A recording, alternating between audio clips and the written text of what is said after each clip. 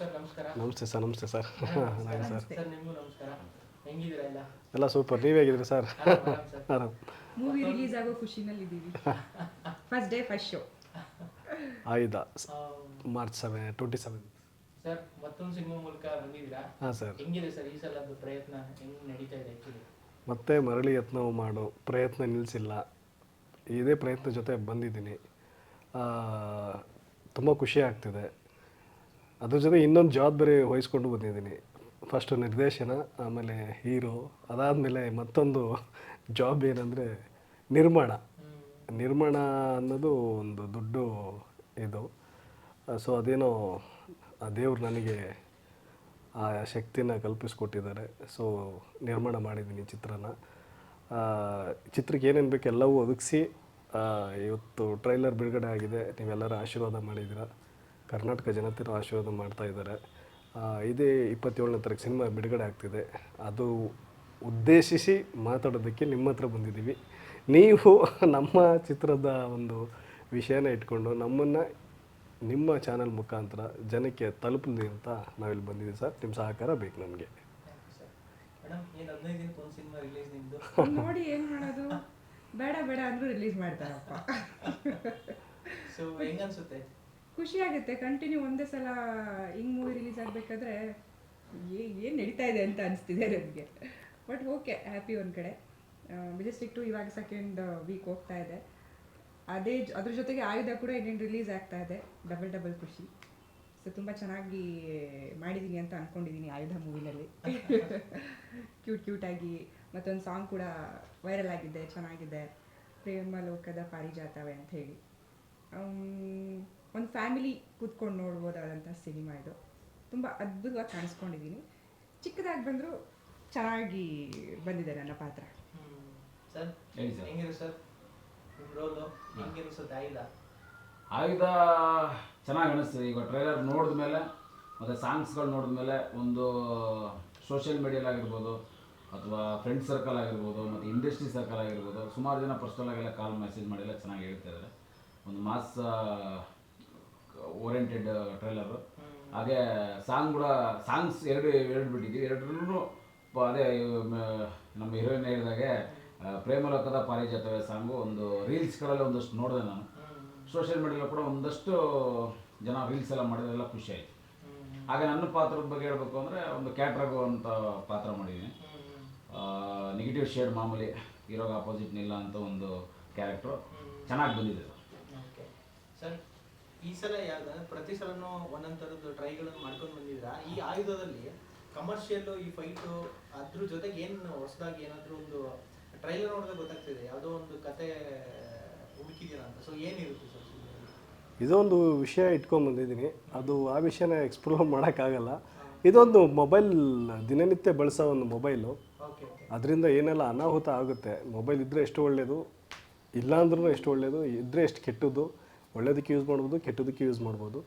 So ಒಂದು switch off ಆಗಿರೋ phone ಒಂದು ಮಗು ಕೈಲಿ ಸಿಗುತ್ತೆ. ಅದು ಸ್ವಿಚ್ ಆನ್ ಆದರೆ ಏನಾಗುತ್ತೆ ಅವರಿಗೆ, ಅವ್ರ ಫ್ಯಾಮಿಲಿನೇ ಏನೆಲ್ಲ ಸಪೋರ್ಟ್ ಪಡುತ್ತೆ ಅಂದರೆ, ಒಂದು ಸ್ವಿಚ್ ಆಫ್ ಆಗಿರೋ ಫೋನ್ ಚಾರ್ಜ್ಗೆ ಹಾಕಿ ಕೊಡೋಣ ಅಂತ ಒಂದು ಒಳ್ಳೆ ಮನಸ್ಸಿರೋ ಒಂದು ಫ್ಯಾಮಿಲಿ, ಅದು ಕೊಟ್ಟ ಮೇಲೆ ಅದರಲ್ಲಿ ಏನು ಆಗಿರುತ್ತೆ, ಅದರಲ್ಲಿ ಯಾರು ಇರ್ತಾರೆ, ಸೊ ಅದರಿಂದ ಅವ್ರು ಏನೆಲ್ಲ ಸಂಕಷ್ಟಕ್ಕೆ ಎದುರಾಗ್ತಾರೆ, ಅದನ್ನ ಇಟ್ಕೊಂಡು ನಾಯಕ ಚಿತ್ರದಲ್ಲಿ ಪಾತ್ರ ಮಾಡಿರೋ ನಾಯಕ ಹೆಂಗೆ ಫೇಸ್ ಮಾಡಿ ಫ್ಯಾಮಿಲಿನ ಪ್ರೊಟೆಕ್ಟ್ ಮಾಡ್ಕೊತಾನೆ ಅನ್ನೋದು ಚಿತ್ರದ ಒಂದು ಲೈನ್ ಸ್ಟೋರಿ ಹೇಳ್ಬೋದು. ಬಟ್ ಹೆಸರು ತಕ್ಕನಂಗೆ ಆಯುಧ ಅಂದ್ರೆ ಆಯುಧಗಳೇ ಜಾಸ್ತಿ ಇರುತ್ತೆ. ಅಂದರೆ ನಾವು ಬಳಸೋ ದಿನನಿತ್ಯ ಒಂದು ಮಾತಿಂದ ಆಯುಧ ಅಂತ ಹೇಳ್ಬೋದು. ಏನೋ ಒಂದು ಮಾತಾಡಬೇಕಂದ್ರೆ ಆಯುಧ ತಕ್ಕನಂಗೆ ಮಾತಾಡ್ಬೇಕಂದ್ರೆ ಒಂದು ವರ್ಡು, ನಾವು ಯೂಸ್ ಮಾಡೋ ಪೆನ್ನು, ಡ್ರೈವಿಂಗ್ ಮಾಡೋ ಸ್ಟೇರಿಂಗು, ನಾವು ಯೂಸ್ ಮಾಡೋ ಕ್ಯಾಮ್ರಾ, ಪ್ರತಿಯೊಂದು ಆಯುಧ ಒಂದು ಕ್ಯಾಚಿ ಟೈಟ್ಲು ಬೇಕಾಗಿತ್ತು ನಮಗೆ. ಸೊ ಇದು ಸೂಕ್ತ ಅನಿಸ್ತು. ಸೊ ಆಯುಧ ಅಂತ ಟೈಟ್ಲ್ ಇಟ್ಟು ಇವತ್ತು ಸಿನಿಮಾನ ನಿರ್ಮಾಣ ಮಾಡಿ ಸೆನ್ಸಾರ್ ಮಾಡಿ ಬಿಡುಗಡೆಗೆ ಸಿದ್ಧವಾಗಿ ಮಾರ್ಚ್ 27ನೇ ತಾರೀಕು ಬಿಡುಗಡೆ ಮಾಡ್ತಾಯಿದ್ವಿ ಸರ್. ಆಯುಧ ಅಂದರೆ ಇಲ್ಲಿ ಮೊಬೈಲಾ? ಇದರಲ್ಲಿ ಆಯುಧ ಮೊಬೈಲಿಂದ ಇನ್ನೊಂದು ಆಯುಧ ಸೃಷ್ಟಿ ಆಗುತ್ತೆ. ಸೊ ಅದೊಂದು ಕತೆ, ಒಂದು ವ್ಯಕ್ತಿನ ಇಟ್ಕೊಂಡು ಚಿತ್ರಕಥೆನ ಮಾಡಿದ್ದೀನಿ, ಚಿತ್ರಕಥೆ ನಿರ್ದೇಶನ ಮಾಡಿದ್ದೀನಿ. ಅದು ಸಿನಿಮಾದಲ್ಲಿ ಒಂದು ಸಸ್ಪೆನ್ಸ್ ಆಗಿ ಇಟ್ಟಿದ್ದೀನಿ. ಅದು ಸೆನ್ಸಾರ್ ಮಂಡಳಿಯಲ್ಲಿ ಅದು ಕ್ವಶನ್ ಮಾರ್ಕ್ ಕೂಡ ಆಯಿತು. ಅದಕ್ಕೆ ಸರ್ಟಿಫಿಕೇಟ್ ಕೂಡ ಕೊಟ್ಟರು. ಸೊ ಸಿನಿಮಾ ತೆಗೆದ್ರೆ ಆ ಎಪಿಸೋಡ್ ತೆಗೆದ್ರೆ UA ಸಿಗ್ತಾಯಿತ್ತು. ಬಟ್ ನಾನು ಸಮಾಜಕ್ಕೆ ಹೇಳಲೇಬೇಕಾಗಿತ್ತು ಅದು. ಅದು ಯಾರು ಏನು ಅಂತ ಎಲ್ರಿಗೂ ಗೊತ್ತಿರೋ ವಿಚಾರ, ನಾವು ಸ್ವಲ್ಪ ಸಣ್ಣದಾಗಿ ಹೇಳಿದ್ದೀನಿ. ಸೊ ಅದನ್ನು ಆ್ಯಕ್ಷನ್ ಮುಖಾಂತರ ಇದು ಒಂದು ಫ್ಯಾಮಿಲಿ ಡ್ರಾಮಾ ಹೇಳಿಕೊಂಡು, ಒಂದು ಫ್ಯಾಮಿಲಿ ಹೇಗೆಲ್ಲ ಅನ್ಯೂನ್ಯವಾಗಿದ್ದಾಗ ಅವ್ರು ಬಾಳಲ್ಲಿ ಬಿರುಗಾಳಿಗಳು ಹೆಂಗೆ ಎದ್ದೇಳ್ತವೆ, ಅದು ಹೆಂಗೆ ಫೇಸ್ ಮಾಡ್ತಾರೆ, ಅದು ಟ್ರಾಜಿಡಿ ಹೆಂಗೆಲ್ಲ ಆಗುತ್ತೆ ಅನ್ನೋದು ಇಟ್ಕೊಂಡು ಸಿನಿಮಾ ಚಿತ್ರಕಥೆ ಹೇಳಿದ್ವಿ ಸರ್. ಆಯ್ತು ಮೇಡಮ್, ಆಲ್ಮೋಸ್ಟ್ ಸ್ವಲ್ಪ ಮಾಸ್ ಸಿನಿಮಾಗಳೇ ನೀವು ಆ್ಯಕ್ಟ್ ಮಾಡೋದು ಜಾಸ್ತಿನಾ? ಹೇಗೆ ಮಾಸ್ ಸಿನಿಮಾನೇ ಇಷ್ಟ ನನಗೆ. ಆಲ್ಮೋಸ್ಟ್ ಮಾಸ್ ಸಿನಿಮಾನೇ ಮಾಡಿದ್ದೀನಿ, ಒಂದು 4-5 ಸಿನಿಮಾ. ಬಟ್ ಇದಂತೂ ಪಕ್ಕಾ ಮಾಸ್ ಇದೆ ಸರ್. ಫೈಟ್ ಅಂತೂ ಸಕ್ಕತ್ತಾಗಿದೆ. ಡೈಲಾಗ್ ನೀವು ನೋಡಿರ್ಬೋದು ಟ್ರೈಲರ್ ಎಲ್ಲ. ಸೊ ಡೈಲಾಗ್ಸ್ ಅಂತೂ ಸೂಪರ್ ಆಗಿದೆ. ನಾನಂತೂ ಮೂವಿ ನೋಡಿಲ್ಲ, ಫಸ್ಟ್ ಡೇ ಶೋನಲ್ಲಿ ಎಲ್ಲರೂ ಜೊತೆ ಕೂತ್ಕೊಂಡು ನೋಡ್ತೀನಿ. ಕೆಲವೊಂದಷ್ಟು ಮೂವಿ ಹೀರೋಯಿನ್ ಓರಿಯೆಂಟೆಡ್ ಆಗಿ ಮಾಡಿದ್ದೀನಿ. ಇದೊಂಥರ ಡಿಫ್ರೆಂಟ್. ಆ್ಯಂಡ್ ಸರ್ ಕೂಡ ನನಗೊಂದು ಒಳ್ಳೆ ಪಾತ್ರ ಕೊಟ್ಟಿದ್ದಾರೆ ಇದರಲ್ಲಿ. ಮತ್ತು ನಮ್ಮ DOP ಸರ್ ವೀನಸ್ ಮೂರ್ತಿ ಅವರು ಕೂಡ ನನ್ನ ತುಂಬ ಮುದ್ದಾಗಿ ತೋರಿಸಿದ್ದಾರೆ. ತುಂಬ ಚೆನ್ನಾಗಿ ರೆಸ್ಪಾನ್ಸ್ ಬರ್ತಿದೆ, ಹಾಗಾಗಿ ಖುಷಿ. ಸರ್, ನಿಮಗೆ ತುಂಬ ಸಿನಿಮಾ ಮಾಡ್ತಾ ಇರ್ತೀರಿ ನೀವು, ರೆಗ್ಯುಲರ್ ತುಂಬ ಸಿನಿಮಾ, ದೊಡ್ಡ ದೊಡ್ಡ ಸಿನಿಮಾದಲ್ಲೂ ನೀವು ವಿಲನ್ ಆಗಿಲ್ಲ ಕಾಣಿಸ್ಕೊಂಡಿರೋದು. ಈ ಸಿನಿಮಾದ ಕತೆ ಕೇಳಿದಾಗೆಲ್ಲ ನಿಮ್ಗೆ ಹೆಂಗೆ ಅನಿಸ್ತು? ಈ ಥರದ್ದು ಮೊಬೈಲು ಇದು ಪ್ರೆಸೆಂಟ್ ತುಂಬ ಕನೆಕ್ಟ್ ಆಗುತ್ತೆ. ಮೊಬೈಲ್ ಅಂದಿದ್ದ ತಕ್ಷಣ ಈ ಥರದ್ದು ಕಳೆದು ಹೋಗೋದು, ಸ್ವಿಚ್ ಆಫ್, ಅದೆಲ್ಲ ತುಂಬ ಡೇ ಟು ಡೇ ಲೈಫಲ್ಲಿ ನಡೀತಾರೆ. ನಿಮ್ಗೆ ಹೆಂಗೆ ಅನಿಸ್ತು ಆ್ಯಕ್ಚುಲಿ? ಸರ್, ನನಗೆ ಏನು ಅನಿಸ್ತು ಅಂದರೆ ಎಲ್ಲರೂ ಮೊಬೈಲ್ಗೆ ಅಡಿಕ್ಟ್ ಆಗಿಬಿಟ್ಟಿದ್ದೀವಿ. ಬೇಡ ಅಂತ ಎಷ್ಟೇ ಹೇಳಿದ್ರು ಬೇಕು ಅನ್ನೋದೇ ಜಾಸ್ತಿ ಇದೆ ಆ್ಯಕ್ಚುಲಿ. ಅದರಿಂದ ನಮ್ಗೆ ತುಂಬ ಅನುಕೂಲಗಳಿದೆ, ಅನಾನುಕೂಲಗಳಿದ್ದಾವೆ. ಅದರಿಂದ ಒಳ್ಳೇದಾಗದೆ ಜಾಸ್ತಿ ಅಂತಲೇ ಅನ್ಕೊತೀನಿ ನಾನು. ಯಾವುದೇ ಕ್ರೈಮ್ ನಡೀತವೆ ಅಥವಾ ನಮಗೆ ಒಂದಷ್ಟು ಸಮಸ್ಯೆಗಳಾದಾಗ ಅದನ್ನು ಪರಿಹರಿಸ್ಕೊಳ್ಳೋಕ್ಕೂ ಕೂಡ ಮೊಬೈಲ್ ಬೇಕು. ಹಾಗಾಗಿ ಇವ್ರು ಹೇಳೋ ಕತೆಗೂ ಈ ಸಮಾಜದಲ್ಲಿ ನಡೀತಿರೋಂಥ ಒಂದು ಕೆಟ್ಟ ಚಟುವಟಿಕೆಗಳಿಗೂ ಒಂದು ಅಡಾಪ್ಟ್ ಆಗೋ ಥರ ಇತ್ತದು. ಅದು ನನಗೆ ಎಲ್ಲೋ ಒಂದು ಕಡೆ ವರ್ಕ್ ಮಾಡ್ಬೇಕು, ಈ ಪ್ರಾಜೆಕ್ಟಲ್ಲಿ ಒಂದು ಪಾತ್ರ ಮಾಡಬೇಕು ಅಂತ ನನಗೆ ಅನ್ನಿಸ್ತು ಖಂಡಿತವಾಗ್ಲೂ. ಆಮೇಲೆ ಇವರು ಕತೆ ಹೇಳ್ಬೇಕಾದ್ರೆ ಒಳ್ಳೆ ನರೇಷನ್ ಕೊಡ್ತಾರೆ ನೀಟಾಗಿ. ಅಂದರೆ ನಮ್ಗೇನು ರೀಡಿಂಗ್ ಕೊಡ್ತಾರೆ. ಈಗ ಒಂದು ಮೇಜರ್ ಪಾತ್ರ ಅಂತ ಬಂದಾಗ ಬರೀ ನನ್ನ ಕ್ಯಾರೆಕ್ಟರ್ ಹೇಳ್ಬಿಟ್ಟು ನೀನು ಇದನ್ನು ಮಾಡು ಅಂತಲೂ ಹೇಳಲ್ಲ, ಹಿಂಗಿದೆ ಅಂತಲೂ ಹೇಳಲ್ಲ ಇವರು. ಫಸ್ಟಿಂದ ಏನಿದೆ ಒಂದು ಲೈನ್ ಹೇಳೋದ್ರ ಜೊತೆಗೆ ಒಂದಷ್ಟು ಸಾರಾಂಶ ಹೇಳ್ತಾರೆ ಕತೆನ. ಆವಾಗ ನಮ್ಗೆ ಅನಿಸ್ಬೇಕು ಈ ಸಿನಿಮಾ ವರ್ಕ್ ಮಾಡ್ಬೇಕು ಅಂತಂದ. ಕತೆ ಕೇಳಿದಾಗ ನನಗೆ ಅನಿಸಿದ್ದು ಈ ಪಾತ್ರ ನಾನು ಮಾಡಲೇಬೇಕು ಅಂತ ಅನಿಸ್ತು ನಿಜವಾಗ್ಲೂ. ಅದೇ ನಿಮ್ಮ ಪಾತ್ರದ ಜೊತೆ ಕ್ಯಾಟ್ ಅನ್ನೋದು ಆ್ಯಡ್ ಆಗಿದೆ, ಏನಾದರೂ ಸಂಬಂಧ ಇದೆ ಸರ್? ಖಂಡಿತ ಸಂಬಂಧ ಇದೆ ಸರ್. ಕಥೆಯಲ್ಲಿ ಆ ಪಾತ್ರ ತುಂಬ ಮುಖ್ಯವಾದ ಪಾತ್ರನೇ. ಒಂದಷ್ಟು ಕೆಟ್ಟ ಚಟುವಟಿಕೆಗಳಿಗೆ ಒಂದು ಬಿಂಬಿತವಾಗಿರುವಂಥ ಪಾತ್ರ. ಅದಕ್ಕೆ ಒಂದು ಬೇರೆ ಥರ ಶೇಡು, ಬೇರೆ ಥರ ಲುಕ್ ಕೊಡಬೇಕು ಅಂತ. ಯಾಕಂದರೆ ಕಂಟಿನ್ಯೂಸ್ ರೆಗ್ಯುಲರ್ ಯಾವುದೇ ಪ್ರಾಜೆಕ್ಟ್ಗಳು ಮಾಡಿದ್ರು, ಸೀರಿಯಲ್ಸ್ ಆಗಿರ್ಬೋದು, ಸಿನಿಮಾಗಳಾಗಿರ್ಬೋದು, ನಾನು ನೋಡೋದು ಇದೇ ಲುಕ್ಕ ನೋಡಿದ್ದಾರೆ. ಹಾಗಾಗಿ ಒಂದು ಸ್ವಲ್ಪ ಸಮಥಿಂಗ್ ಏನಾದ್ರು ಮಾಡೋಣ ಅಂತ ಇವರೇ ಹೇಳಿ, ನೀನು ಸ್ವಲ್ಪ ಲುಕ್ ಚೇಂಜ್ ಮಾಡೋಣ ಅಂತ ಹೇಳಿದ್ರೆ ಹೇರ್ ಸ್ಟೈಲ್ ಬಗ್ಗೆ ಹೇಳಿದ್ರು. ಬಟ್ ಅದೊಂದಷ್ಟು ಸಿನಿಮಾಗಳು, ಸೀರಿಯಲ್ಸ್ಗಳೆಲ್ಲ ಕಂಟಿನ್ಯೂಟಿ ಇತ್ತು ನನಗೆ. ಹಾಗಾಗಿ ಬೇರೆ ಏನಾದ್ರು ಮಾಡೋಣ ಅಂತ ಹೇಳ್ಬಿಟ್ಟು ಲೆನ್ಸ್ ಚೇಂಜ್ ಮಾಡೋಣ ನನಗೆ ಅಂದ್ಬಿಟ್ಟು ರಘು ಅಂತ ಕ್ಯಾರೆಕ್ಟರ್ ಇರೋದಕ್ಕೆ ಲೆನ್ಸ್ನ ಡೈಲಿ ಶೂಟಿಂಗ್ ಇದ್ದಾಗಲೆಲ್ಲ ಆಗ್ತಾಯಿದ್ರು ಲೆನ್ಸ್ಗಳು. ಅದು ನನಗೆ ಡಿಫ್ರೆಂಟ್ ಶೇಡೇ ಕೊಡ್ತು. ಆ್ಯಕ್ಚುಲಿ ನಾನು ಫ್ರೇಮಲ್ಲಿ ನೋಡಿದಾಗ ಡಿಫ್ರೆಂಟ್ ಶೇಡೇ ಕೊಡ್ತು. ಅಂದರೆ ಒಬ್ಬ ಕಲಾವಿದನಿಗೆ ಈ ಲುಕ್ ಚೇಂಜ್ ಮಾಡೋವಂಥದ್ದು ಇವೆಲ್ಲ ಎಷ್ಟು ಮುಖ್ಯ ಅನ್ನೋದು ನಾನು ಅವಾಗ ತಿಳ್ಕೊಂಡೆ ನಿಜವಾಗ್ಲೂ. ಸರ್, ಬೇರೆ ನಟರಿಗೆ ಡೈರೆಕ್ಷನ್ ಮಾಡ್ತಾ ಇದ್ವಿ, ಸೊ ನೀವೇ ಹೀರೋ ಆಗ್ಬೇಕಂತ ಅನ್ಸಿದ್ದು ಯಾಕೆ ಸರ್? ಅಷ್ಟು ಅನುಭವಗಳು ಕಣ್ಮುಂದೆ ನೋಡಿದ್ದೀನಿ. ಅದು ಅನುಭವ ಸಾಕು. ಆ ಪ್ರೆಷರ್ ವೈಸ್ ಬೇಡ, ಈ ಕತೆಗೆ ನಾನೇ ಸೂಕ್ತ ಅಂತ ನಾವು ಅಂದ್ಕೊಂಡಾಗ, ಸೊ ಬೇರೆ ಅಂದರೆ ಹೇಳಿ ಹೋಗಿ ವೆಯ್ಟ್ ಮಾಡಿ ಮತ್ತು ಕಾಯೋಕ್ಕಾಗಲ್ಲ. ಕಾಲ್ ಸೀಟ್ಗೆ ಇದಂದರೆ 6 ತಿಂಗಳು, 1 ವರ್ಷ. ಸೊ ಅದು ಕಷ್ಟ ಆಗುತ್ತೆ. ಇಲ್ಲ ಆ ಥರ ಏನಿಲ್ಲ. ಅಂದರೆ ನಮಗೆ ಸಮಯ ಇಲ್ಲ, ಹೋಗಿ ಕನ್ವೆ ಮಾಡಿ ಇಲ್ಲ, ಸಮಯ ಇಲ್ಲ. ಹಿಂದೆ ಮಾಡಿದ ಎಕ್ಸ್ಪೀರಿಯೆನ್ಸ್ ಚೆನ್ನಾಗಿತ್ತಲ್ಲ, ಆ ಎಕ್ಸ್ಪೀರಿಯೆನ್ಸು ಲೈಫ್ ಲೆಸನ್ ಹೇಳ್ಕೊಟ್ಟಿದೆ. ಅಂದರೆ ಟೋಟಲ್ ಒಂದು ಅದಕ್ಕೋಸ್ಕರ ಹೋದ ಸಿನಿಮಾ ತಾಜ್ ಮಹಲ್ 2 ಮಾಡಿದೆ, ನಿರ್ದೇಶನ ಮಾಡಿ ಹೀರೋ ಆಗಿ ಮಾಡಿದೆ. ನಾನು ಅಂದ್ಕೊಂಡು ಅದಕ್ಕೆ ಸಿಗಲಿಲ್ಲ, ಬಟ್ ಹೋಪ್ಸ್ ತುಂಬ ಇಟ್ಕೊಂಡಿದ್ದೆ. ಅದರಿಂದ ನಾನು ಕೆಲವು ಇದರಲ್ಲಿ ಘಟನೆಗಳೆಲ್ಲ ನಡೆದೋಯ್ತು. ಇವಾಗ ಫೀನಿಕ್ಸ್ ಥರ ಮತ್ತೆ ಎದ್ದು ಬಂದಿದ್ದೀನಿ, ಆ ದೇವರ ಆಶೀರ್ವಾದ ಮಾಡಿದರೆ. ಸೊ ನಿಮ್ಮೆಲ್ಲರ ಆಶೀರ್ವಾದ ಮಾಧ್ಯಮದಿಂದ ನಾನು ಇಲ್ಲಿವರೆಗೂ 5ನೇ ಸಿನಿಮಾ ಮಾಡೋಕ್ಕೆ ಬಂದಿದ್ದೀನಿ. ಸೊ ಒಂದು ಕತೆ, ಏನೋ ಕತೆ ಹೇಳಬೇಕು, ಯಾವುದೋ ಒಂದು ಕತೆ ಹೇಳಬೇಕು ಅಂತ ನಾನು ಒಪ್ಕೊಳ್ಳಲ್ಲ ಸರ್. ಯಾಕಂದರೆ ಏನಾದ್ರು ವಿಷಯ ಇದ್ದರೆ ಮಾಡ್ತೀನಿ, ಇಲ್ಲಾಂದರೆ ಸುಮ್ಮನೆ ಯಾವುದಾದ್ರು ಸಿನಿಮಾ ಮಾಡಿ ಅದು ಕೆಟ್ಟ ಹೆಸರು ತೊಗೊಳ್ಳೋದು ಯಾಕೆ? ಇಲ್ಲ, ಕೆಲಸ ಮಾಡ್ಕೊಂಡು ಆರಾಮಾಗಿರ್ಬೋದು. ಇದೊಂದು ಅನ್ನಿಸ್ತು, ಇದು ಮಾಡ್ಬೋದು. ಯಾಕಂದರೆ ನಾವು ಹಲವು ಚಾನಲ್ಗಳಲ್ಲಿ ನೋಡಿದ್ದೀವಿ, ಎಲ್ಲರೂ ನೋಡಿದ್ದಾರೆ. ಆ ಮೊಬೈಲ್ ಅನ್ನೋದು ಕಾನ್ಸೆಪ್ಟು ಯಾರು ಮುಟ್ಟಿರಲಿಲ್ಲ. ಬೇರೆ ಬೇರೆ ಸಂದೇಶಗಳನ್ನ ಹೇಳಿದ್ದಾರೆ. ಇದೊಂದು ಸ್ವಲ್ಪ ಬೇರೆ ಥರನೇ ಇತ್ತು. ಅದು ನಂಗೆ ತುಂಬ ಇಷ್ಟ ಆಗಿ, ನಿರ್ಮಾಣನೂ ಆ ಕಂಟೆಂಟ್ ಇರೋದ್ರಿಂದ ಒಂದು ಏನೋ ಶಕ್ತಿ ಕೊಡುತ್ತೆ ಇದು ಅಂದ್ಬಿಟ್ಟು ನಾನೇ ರಿಸ್ಕ್ ತೊಗೊಂಡು ಈ ಸಿನಿಮಾನ ನಿರ್ದೇಶನ ಮತ್ತು ನಟನೆ ನಿರ್ಮಾಣ 3 ನಾನೇ ಜವಾಬ್ದಾರಿ ಹೊತ್ಕೊಂಡಿದ್ದೀನಿ. ಆಲ್ರೌಂಡರ್ ಎಲ್ಲ ಅವರೇ ಆಯಿತಾ, ಅವರೇ ಡೈರೆಕ್ಟರು, ಅವರೇ ಆ್ಯಕ್ಟರು. ಶೂಟಿಂಗ್ ಸ್ಪಾಟಲ್ಲಿ ಏನಾದರೂ ಒಂದು ಸೀನ್ ಆಗ್ತಿರುತ್ತೆ ಅಂದ್ಕೊಳ್ಳಿ, ಅವರೇ ಆ್ಯಕ್ಷನ್ ಅಂತ ಹೇಳ್ಬಿಟ್ಟು ಮತ್ತೆ ಅದೇ ಮುಡಿಗೆ ಹೋಗೋದು. ಕಷ್ಟ ಅದು. ಅದು ತುಂಬ ಕಷ್ಟ ಆ್ಯಕ್ಚುಲಿ, ಯಾಕಂದರೆ ಅದು ಒಂಥರ 2 ದೋಣಿ ಮೇಲೆ ಕಾಲಿಟ್ಟಂಗೆ. 3 ದೋಣಿ ಅದು ಮೇಲೆ. ತುಂಬ ಆಮೇಲೆ ಬೇರೆಯವರು ಹೇಗೆ ಆ್ಯಕ್ಟ್ ಮಾಡ್ತಾರೆ ಅನ್ನೋದು ಅವ್ರು ಅಬ್ಸರ್ವ್ ಮಾಡಬೇಕು. ಪಟ್ಟಂತ ಆ ಮೂಡ್ ಇವರು ಹೋಗ್ಬೇಕು. ಅದು ಒಂದು ಈಗ ನಮ್ಮ ಉಪ್ಪಿ ಸರು ಮತ್ತು ಶಂಕರಣ್ಣ ಅವರು, ಇತ್ತೀಚೆಗೆ ರಾಜ್ ಬಿ ಶೆಟ್ಟಿ ಸರು, ದುನಿಯಾ ವಿಜಿ ಸರು, ಅದೆಲ್ಲ ನಮಗೊಂದು ಇನ್ಸ್ಪೈರ್ ಅವೆಲ್ಲ ನಿಜವಾಗ್ಲೂ. ಅದನ್ನು ಇವರು ಮಾಡಿದ್ದಾರೆ ಆ ಥರ. ಯಾಕಂದ್ರೆ ಸೆಟ್ಟಲ್ಲಿ ನಾನು ಸುಮಾರು ಕೆಲವೊಂದೆಲ್ಲ ಅಬ್ಸರ್ವೇಷನ್ ಮಾಡ್ತಾಯಿದ್ದೆ ನಾನು. ಆಮೇಲೆ ಇವರು ಆ್ಯಕ್ಟ್ ಮಾಡಬೇಕು ಅಂತ ಬಂದಾಗ ಇವ್ರ ಸೀನಲ್ಲಿ ಆ್ಯಕ್ಟ್ ಮಾಡೋದ್ರ ಜೊತೆಗೆ ಬೇರೆ ಪರ್ಟಿಕ್ಯುಲರ್ ಆ್ಯಕ್ಷನ್ ಸೀಕ್ವೆನ್ಸ್ ಇರ್ತದೆ ಅಂತ ಇಟ್ಕೊಳ್ಳಿ ಸಪೋಸು. ಅಲ್ಲೊಂದಷ್ಟು ಇನ್ಪುಟ್ಸ್ಗಳು, ಮತ್ತು ಅದನ್ನು ಆಳವಾಗಿ ಈಗಲೇ ಈಗ ಮಾಡೋಣ ಅಂತ ಕಾಂಪ್ರಮೈಸ್ ಆಗದೇ ಹಿಂಗೆ ಬೇಕು ಅಂತೆಲ್ಲ ಮಾಡೋದು, ಇದೆಲ್ಲ ಒಂದಿದೆ ಫ್ಯೂಚರಲ್ಲೇ ಇನ್ನೂ. ನಮಗೆ ಬೇಸಿಕಲಿ ಆ್ಯಕ್ಷನ್ ಸಿನಿಮಾ ನೋಡಿ ಅಭ್ಯಾಸ. ರೆಗ್ಯುಲರ್ ಪ್ಯಾಟ್ರನ್ ಸಿನಿಮಾಗಳು ನೋಡೋದಕ್ಕಿಂತ ಆ್ಯಕ್ಷನ್ ಜಾಸ್ತಿ ಅವಾಗಿಂದ ನಾನು ಅದೇ ನೋಡ್ಕೊಂಡ್ಬಂದಿದ್ದೆ ಸರ್. ಆ್ಯಕ್ಷನ್ ಸಿನಿಮಾ ನೋಡಿದ್ರೆ ಮಾಡಿದ್ರೆ ನಮ್ಮ ಫೇಸು ಅದಕ್ಕೆ ಹೋಲಿಕೆ ಆಗುತ್ತೆ. ಸೊ ನನಗೊಂದು ಆಸೆ ಅದು, ಆ್ಯಕ್ಷನ್ ಮಾಡಬೇಕು. ಅದನ್ನ ಡ್ಯಾನ್ಸ್ ಮೇಲೆ ಅಷ್ಟು ಇಂಟ್ರೆಸ್ಟ್ ಇಲ್ಲ, ಆ್ಯಕ್ಷನ್ ಕಂಟೆಂಟಲ್ಲೇ ಆ್ಯಕ್ಟ್ ಮಾಡಬೇಕು ಅಂತ ತುಂಬ ಆಸೆ. ಆ ಥರ ಡೈರೆಕ್ಷನ್ ಮಾಡೋಕ್ಕೂ ತುಂಬ ಆಸೆ. ಸೊ ಅದಕ್ಕೋಸ್ಕರ ಈ ಆಯುಧ ಅನ್ನೋ ಚಿತ್ರನ ರೆಡಿ ಮಾಡಿದ್ದು. ಮೇಡಮ್, ನಿಮಗೆ ಆಯುಧ ಅಂದರೆ ನಿಮ್ಮ ಲೈಫಲ್ಲಿ ಏನು ನೆನಪಾಗುತ್ತೆ ಆ್ಯಕ್ಚುಲಿ? ಈಗ ಡೈರೆಕ್ಟರ್ಗೆ ಅಂದರೆ ಹ್ಯಾಟ್, ಆಯುಧ ಅಂದರೆ ಮೊಬೈಲ್, ಹುಡುಗಿರಿಗೆ ಮೊಬೈಲ್ ಅದೇ ಆಯುಧ. ಅದೇ ಆಯುಧ. ಮೊಬೈಲ್ ಇಲ್ಲಾಂದರೆ ದಿನ ಆಗೋದಿಲ್ಲ. ಮೊಬೈಲ್ ಇರಲೇಬೇಕಲ್ಲ. ಇವಾಗ ಈ ಮೂವಿನಲ್ಲೂ ಅದನ್ನು ಫೋಕಸ್ ಮಾಡಿ ತೋರಿಸಿದ್ದಾರೆ, ಅದರಿಂದ ಏನೆಲ್ಲ ಪ್ರಾಬ್ಲಮ್ ಆಗುತ್ತೆ.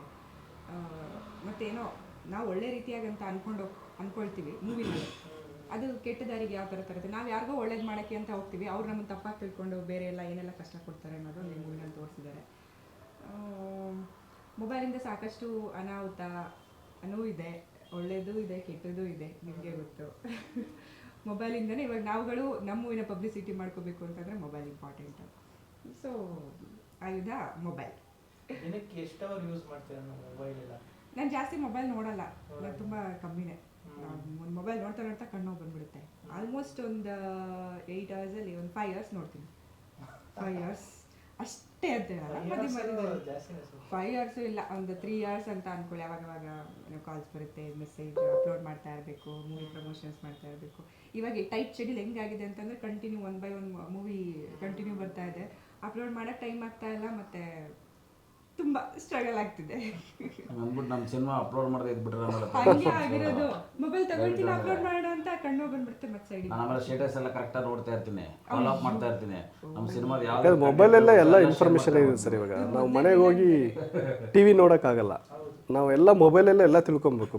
ಆಮೇಲೆ ನಮ್ಮಂಥ ಡೈರೆಕ್ಟ್ರುಗಳೆಲ್ಲ ನೋಡಲೇಬೇಕು ಮೊಬೈಲ್, ಬೇರೆ ಆಪ್ಷನ್ ಇಲ್ಲ. ಸೊ ಎಲ್ಲವೂ ಮೊಬೈಲಲ್ಲೇ ನೋಡ್ತೀವಿ. ಸಪೋಸ್ ಎಲ್ಲ ಇಂಟರ್ವ್ಯೂಸ್ ನೋಡಬೇಕು, ದೇಶದಲ್ಲಿ ಏನು ನಡೀತದೆ ಎಲ್ಲದು ಮೊಬೈಲ್ ಇದೆ. ಅಡ್ವಾಂಟೇಜ್ ಇದೆ, ಹೌದು.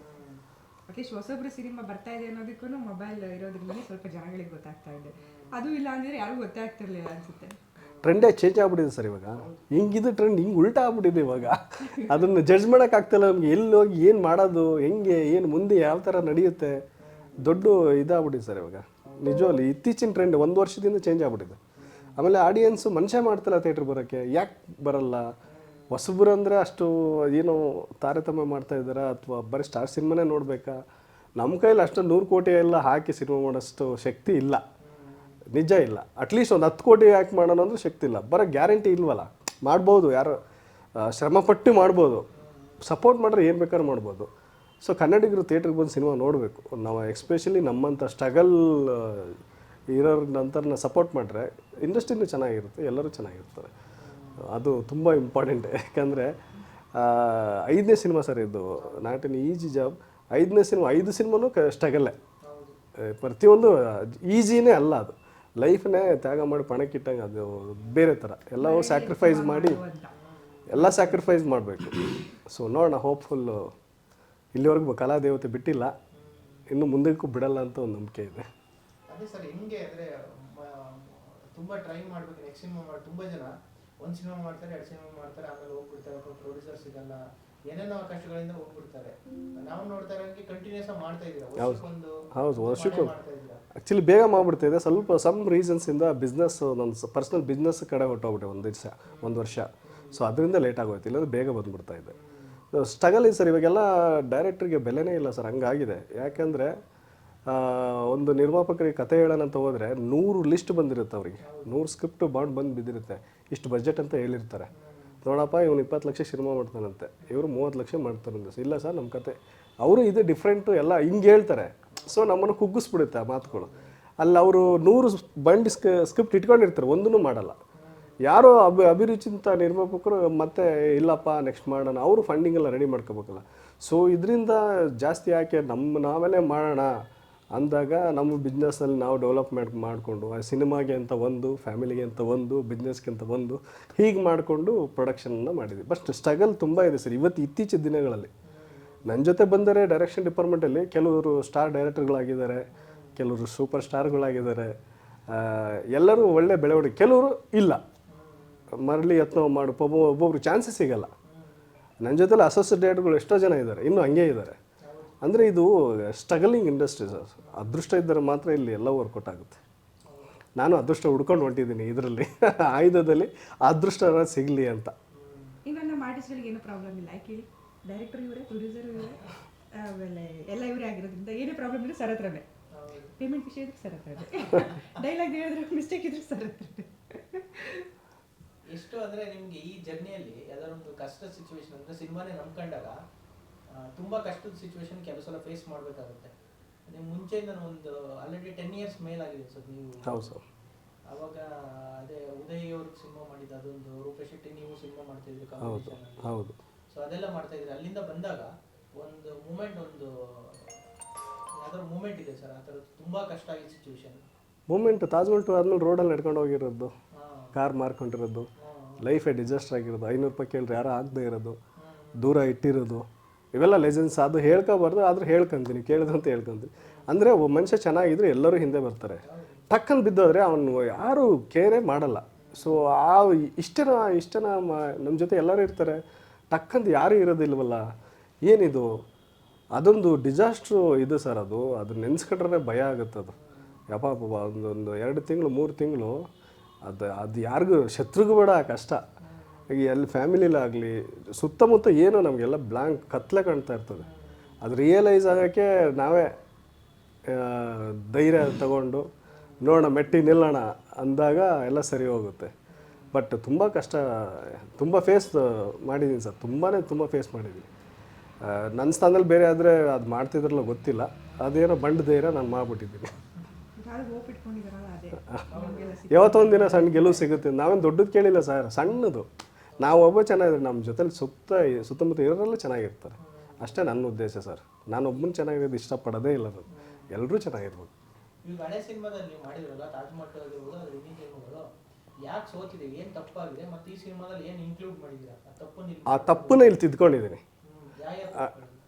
ಕೆಲವು ಅದೇ ಅಲ್ಲಿದ್ದ ನಿರ್ಮಾಪಕರಿಗೆ ನಾನು ಕನ್ವೆ ಮಾಡೋ ವಿಷಯಗಳು ಕೆಲವು ಮಿಸ್ಟೇಕ್ ಆಗಿರ್ಬೋದು.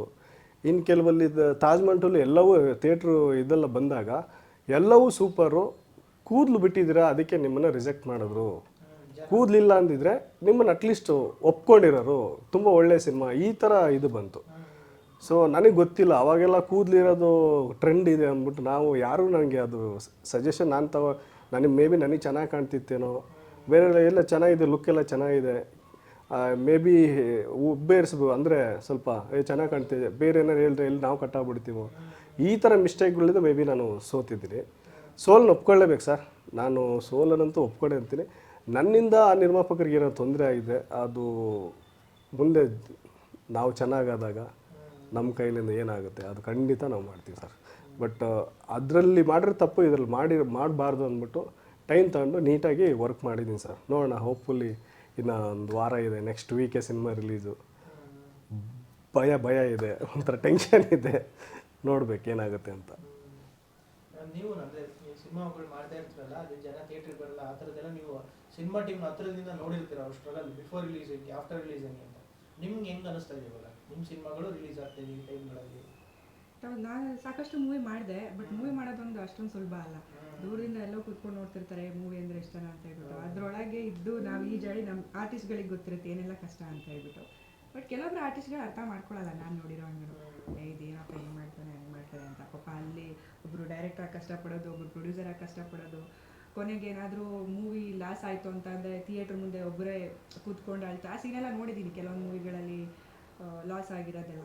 ಸೊ ಇದೆಲ್ಲ ನೋಡಬೇಕಾದ್ರೆ ಮೂವಿ ಅಂದರೆ ನನಗೆ ತುಂಬ ಅಭಿಮಾನ ಜಾಸ್ತಿ. ಇಷ್ಟು ವರ್ಷ ಮೂವಿ ಮಾಡ್ಕೊಂಡು ಬರ್ತಾ ಇದ್ದೀನಿ ಅಂತ ಅಂದರೆ ನನಗೆ ಅದ್ರ ಮೇಲೆ ಇರೋ ಪ್ರೀತಿ. ಸೊ ಮೂವಿ ಮಾಡೋದು ತುಂಬ ಕಷ್ಟ. ಸೊ ಅದಕ್ಕೆ ದಯವಿಟ್ಟು ಎಲ್ಲರೂ ಮೂವಿನ ನೆಗ್ಲೆಕ್ಟ್ ಮಾಡೋಕ್ಕೆ ಹೋಗಬೇಡಿ. ಕಷ್ಟಪಟ್ಟು ಮೂವಿ ಮಾಡ್ತೀವಿ, ಸಪೋರ್ಟ್ ಮಾಡಿ ಮೂವಿನ, ಕನ್ನಡ ಮೂವಿಗಳಿಗೆ ಸಪೋರ್ಟ್ ಮಾಡಿ, ಬಂದು ನೋಡಿ. ದೊಡ್ಡವರ ಸಿನಿಮಾ ಅಂತಂದರೆ ಬರ್ತಾರೆ, ನೋಡ್ತಾರೆ, ಅವ್ರದ್ದು ಮಾತ್ರ ವಾವ್ ಅಂತಾರೆ. ನಾವುಗಳೆಲ್ಲ ಕಾಣಿಸೋದೇ ಇಲ್ಲ ದೊಡ್ಡವ್ರು ಬಂದಾಗ. ಸೊ ಅದಕ್ಕೆ ನನಗೆ ಇವಾಗೆಲ್ಲ ಮೂವಿಗಳು ನಾನು ಕಂಟಿನ್ಯೂ ರಿಲೀಸ್ ಆಗ್ತಾ ಇದೆ, ಅದೊಂದು ದೊಡ್ಡ ಖುಷಿ. ಇನ್ನೂ ಒಂದು ಸಾಕಷ್ಟು ಮೂವಿಗಳು ರಿಲೀಸಿಗೆ ರೆಡಿ ಇದೆ.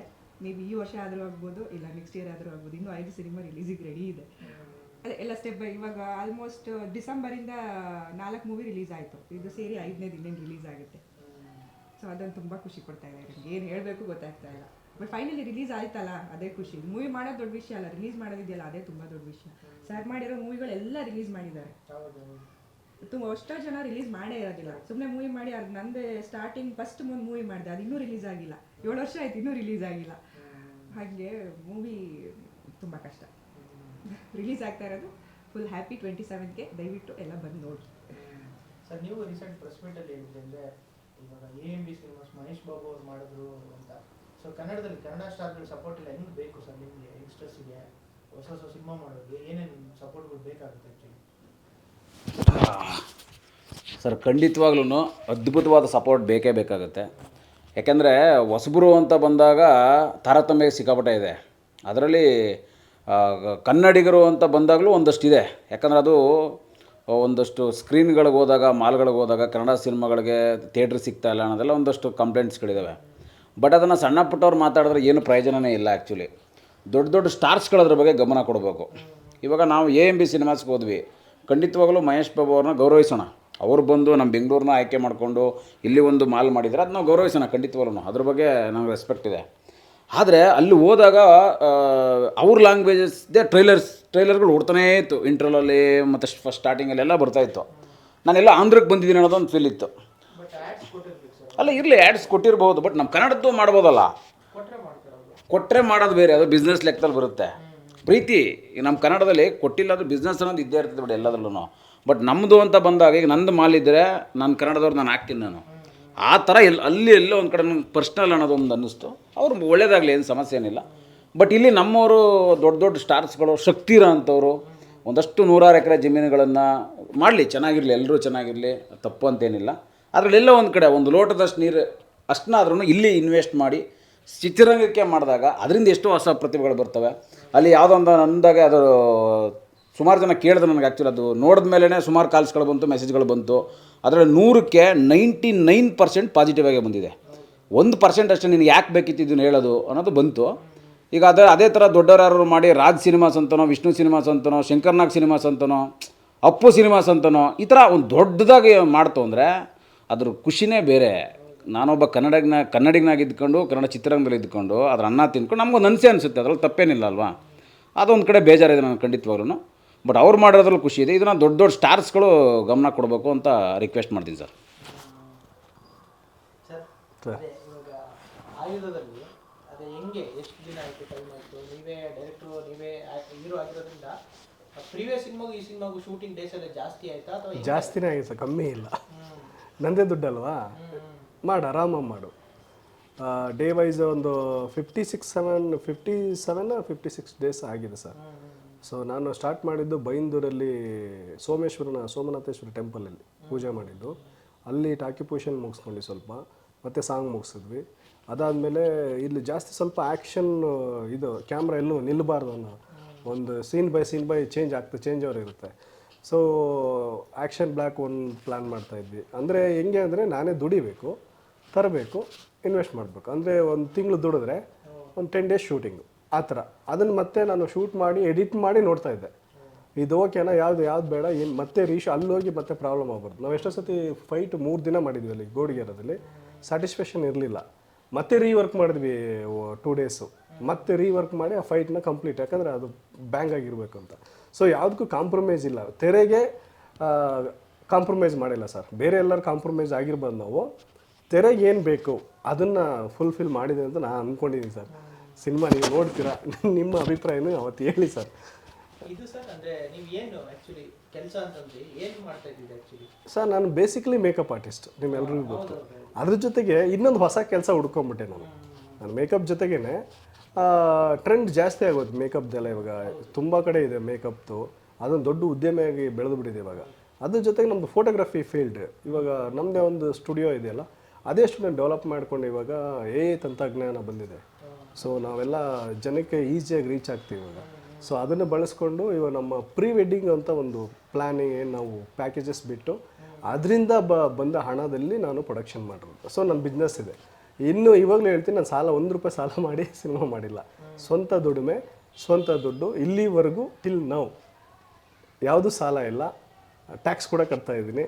ಸೊ ಖುಷಿ ಇದೆ. ಅದು ಏನು ನಾನು ಟ್ಯಾಕ್ಸ್ ಕಟ್ಟಿ ಉಳಿದಿರೋ ದುಡ್ಡನ್ನ ಸಿನಿಮಾಗೆ ನಾನು ಯಾವುದೂ ತೊಂದರೆ ಆಗಬಾರ್ದು. ಸೊ ಅದರಲ್ಲಿ ಸಿನಿಮಾ ಮಾಡಿದ್ದೀನಿ. ಮುಂದೆ ಈ ಸಿನಿಮಾಯಿಂದ ದುಡ್ಡು ಬರುತ್ತೆ ಅಂತ ದುಡ್ಡಿನ ಆಸೆಗೆ ನಾನು ಸಿನಿಮಾ ಮಾಡಿಲ್ಲ ಸರ್.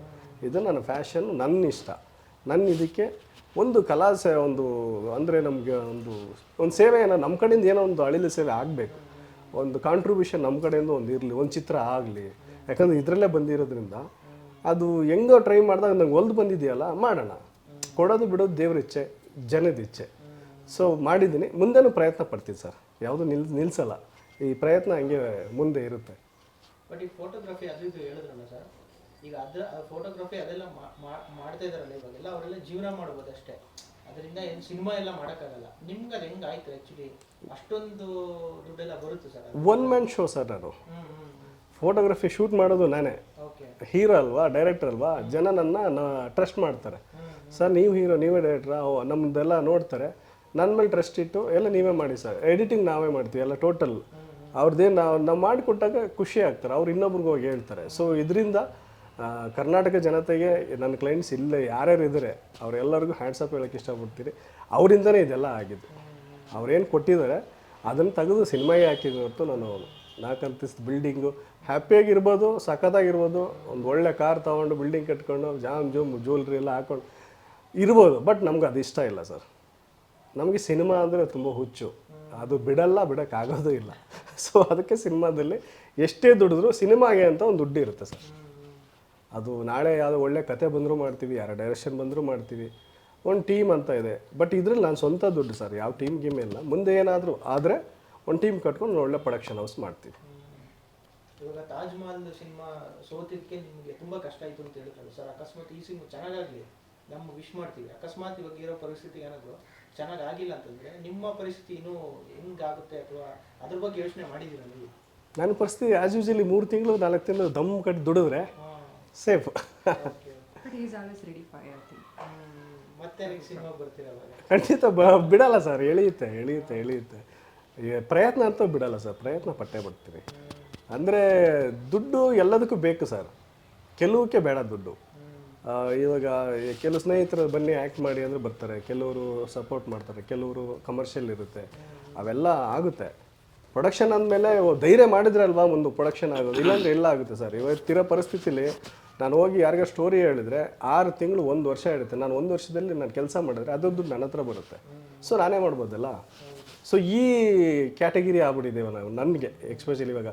ಯಾಕಂದ್ರೆ ನಾನು ತಾಜ್ ಮಹಲ್ ಆದಮೇಲೆ ಸುಮಾರು ಆಫೀಸ್ಗಳು ಬಾಗಿಲು ತಟ್ಟಿದ್ದೀನಿ, ದೊಡ್ಡವ್ರದ್ದೇ, ಸಣ್ಣದಾದಿಲ್ಲ, ದೊಡ್ಡವ್ರದ್ದೇ. ರಿಜೆಕ್ಟೇ ಆಯಿತು ಹೊರತು ನನಗೇನು ಪಾಸಿಟಿವ್ ಏನು ಅನ್ನಿಸ್ಲಿಲ್ಲ. ಇದು ಬಜೆಟ್ ಇಟ್ಕೊಂಡು ಸಣ್ಣದೇ ಹೋಗಿದ್ದು ನಾನು. ಸೊ ಯಾರೂ ಅಷ್ಟು ಮನಸ್ಸು ಮಾಡಲಿಲ್ಲ. ಅದಕ್ಕೆ ಡೂ ಆರ್ ಡೈ ಆಯ್ತಾ ರೆಡಿ ಮಾಡಿದ್ದೀವಿ ಸರ್. ಇವಾಗ ನೀವು ಸಿನಿಮಾ ಕೆಲಸ ಮಾಡುವಾಗ ನಿಮ್ಮ ಮುಂದೆ ಆ ಕೆಲಸದ ಏನಾದರೂ ಕೆಲಸ ಬಂದರೆ ಅದನ್ನೇ ಮ್ಯಾನೇಜ್ ಮಾಡ್ತೀವಿ ಸರ್? ಸಿನಿಮಾದಲ್ಲಿ ಎಲ್ಲ ಆರ್ಟಿಸ್ಟು ಕರೀತಾರೆ, ಎಲ್ಲ ಹೀರೋಯಿನ್ಸು ಕರೀತಾರೆ ಮೇಕಪ್ ಮಾಡೋಕ್ಕೆ. ಬಟ್ ನನ್ನ ಟೈಮ್ ಇಲ್ಲ ಹೋಗೋಕ್ಕೆ.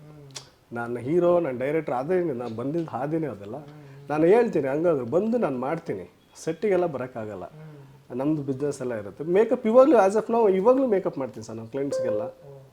ಸೊ ನಂದು ಇನ್ಸ್ಟಿಟ್ಯೂಟ್ ಅಂದರೆ ನಾನು ಕೋಚಿಂಗು ಕೊಡ್ತೀನಿ. ಅಂದರೆ ವೆಡ್ಡಿಂಗ್ಸು ಏನೇನಿದೆ ಎಲ್ಲ ಮೇಕಪ್ ಕ್ಲಾಸ್ ಎಲ್ಲ ತೊಗೊಳ್ತೀನಿ ನಾನು. ಸೊ ಎಲ್ಲ ಕಡೆಯಿಂದಲೂ ಬರ್ತೀನಿ. ಸೊ ಮಂತ್ಲಿ ಇಷ್ಟು ಅಂತ ಚಾರ್ಜ್ ಮಾಡ್ತೀನಿ. ಒಂದು 10 ಮೆಂಬರ್ಸ್ 15 ಮೆಂಬರ್ಸ್ ಹಿಂಗೆಲ್ಲ ಸ್ಟೂಡೆಂಟ್ಸೇ ಇಲ್ಲ ಅಂದ್ರೆ ನನ್ನ ಸ್ಟೂಡೆಂಟ್ಸು 500 ಮೆಂಬರ್ಸ್ ಇದ್ದಾರೆ. ಎಲ್ಲ ಓನ್ ಅಕಾಡೆಮಿಸ್ ಮಾಡ್ಕೊಂಡು ಎಲ್ಲ ಚೆನ್ನಾಗಿದ್ದಾರೆ. ಸೊ ಅದು ನಡೀತದೆ, ಇದು ನಡೀತದೆ. ಜೀವನಕ್ಕೆ ಕಷ್ಟಪಟ್ಟು ದುಡಿಲೇಬೇಕು, ಕೂತ್ಕೊಂಡ್ರೆ ಏನು ಬರಲ್ಲ. ಸೊ ಅದೊಂದು ಧೈರ್ಯದಿಂದ ಮುನ್ನುಗ್ತಾ ಇದ್ದೀನಿ. ಫೈನಲಿ ಸರ್ ಸಿನಿಮಾ ರಿಲೀಸ್ ಆಗ್ತಾ ಇದೆ, ಸೊ ಏನು ಹೇಳ್ತೀನಿ ಸರ್ ಆಯುಧ? ಅದೇ ಇಲ್ಲಿವರೆಗೂ ಟ್ರೈಲರ್ ನೋಡಿದ್ದೀರಾ, ಒಳ್ಳೆ ರೆಸ್ಪಾನ್ಸ್ ಕೂಡ ಕೊಟ್ಟಿದ್ದೀರಾ. ಹಾಗೆ ಸಾಂಗ್ಸ್ಗಳನ್ನ ನೋಡಿದ್ದೀರಾ, ಇಷ್ಟಪಟ್ಟಿದ್ದೀರಾ.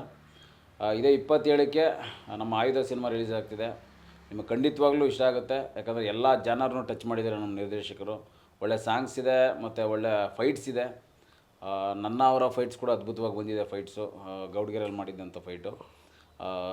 ಸಿನಿಮಾ ನೋಡಿ ನಾವು ಕೂಡ ಸಿಗ್ತೀವಿ. ಮೇನ್ ಥಿಯೇಟ್ರ್ ಸಪ್ನ ಥಿಯೇಟ್ರು, ಅಲ್ಲಿಗೆ ಬಂದರೆ ನಾವೆಲ್ಲರೂ ಸಿಗ್ತೀವಿ. ನಮ್ಮ ಜೊತೆ ಸಿನಿಮಾ ನೋಡಿ ನಿಮ್ಮೆಲ್ಲರ ಆಶೀರ್ವಾದ ನಮ್ಮ ಆಯುಧ ಚಿತ್ರತಂಡದ ಮೇಲೆ ಇರಲಿ ಅಂತ ಕೇಳ್ಕೊತೀನಿ. 27ಕ್ಕೆ ಸ್ವಪ್ನ ಥಿಯೇಟರ್ ಬೆಳಗ್ಗೆ 10:00 ವಿತ್ ಆಯುಧ ಮೂವಿ ಟೀಮ್. ಇನ್ನೊಂದು ಗುಡ್ ನ್ಯೂಸ್ ಅಂದರೆ ನನಗೆ ಫಸ್ಟ್ ಟೈಮ್ ಎಕ್ಸ್ಪೀರಿಯೆನ್ಸ್ ಇದು. ಫಸ್ಟ್ ಶೋ ಆಲ್ರೆಡಿ ಶೋಲ್ಡ್ ಔಟ್ ಆಗಿಬಿಟ್ಟಿದೆ ಸರ್. ಸ್ವಪ್ನ ಚಿತ್ರಮಂದಿರ ಶೋಲ್ಡ್ ಔಟ್ ಆಗಿದೆ. ಅದೊಂದು ಖುಷಿ ವಿಚಾರ. ನನ್ನ ಸ್ನೇಹಿತರು ಎಲ್ಲ ಟಿಕೆಟ್ ಬೈ ಮಾಡಿದ್ದಾರೆ. ಅದೊಂದು ಖುಷಿ ವಿಚಾರ ಸರ್. ನನಗೆ ಎಕ್ಸ್ಪ್ರೆಸ್ ಮಾಡೋಕ್ಕಾಗ್ತಿಲ್ಲ ಆ ಖುಷಿನ. ಅದು ಹೇಳಬೇಕಾಗಿತ್ತು, ಮರ್ತುಬಿಟ್ಟಿದ್ದೆ. ಮಾರ್ನಿಂಗ್ ಶೋ ನನ್ನ 5 ಸಿನಿಮಾ, ಈ 4 ಸಿನಿಮಾ ಹಿಂದೆ ಏನು ಮಾಡಿದ್ದೆ, ಯಾವುದು ಮಾರ್ನಿಂಗ್ ಶೋ ಫುಲ್ ಆಗಿರಲಿಲ್ಲ. ಒಂದು ಶೋನು ಫುಲ್ ಆಗಿ, ಡೇಂಜರ್ ಝೋನ್ ಒಂದು 80% ಆಗಿತ್ತು ಅಷ್ಟೇ. ಅದು ಬಿಟ್ಟರೆ ನಾವು ನೋಡಿದ್ದು ಅಲ್ಪಸಂಖ್ಯಾತ ಜನ, ಸ್ವಲ್ಪ ಜನನೇ ನೋಡಿದ್ದು. ಇದು ಎಲ್ಲ ಟಿಕೆಟು ಶೋಲ್ಡ್ ಆಗಿರೋದು ಒಂದು ಮಾರ್ನಿಂಗ್ ಶೋ ತುಂಬ ಖುಷಿ ಕೊಡ್ತಾಯಿದೆ ಸರ್. 27ನೇ ತಾರೀಕು ನೀವು ಬನ್ನಿ, ಎಲ್ಲರೂ ಬನ್ನಿ, ಸಿನಿಮಾ ನೋಡಿ ಹಾರೈಸಿ ಹರಿಸಿ ಅಂತ ಕೇಳ್ಕೊತೀನಿ. Thank you sir. Thank you sir.